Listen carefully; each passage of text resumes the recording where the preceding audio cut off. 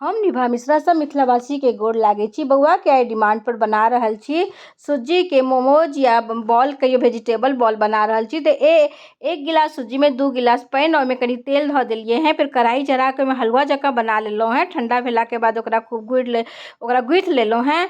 गुथला के बाद इम्हर बंधा गोभी, प्याज, शिमला मिर्च, हरियर मिरचाई, लहसुन के क्रश कऽ लेलो हैं, चॉप कऽ लेलो हैं। तकर बाद ओहि कढ़ाई चढ़ा कऽ सब्जी के देला के बाद में चीज, बटर और लाल मिरचाई के जे क्रश कैल होइए से धो देलिए हैं। कनी बटर, नून धो देलिए हैं। तकर बाद पनीरो कनी छला, पनीरो धो देलो हैं। सबके मिक्स कऽ देलो हैं।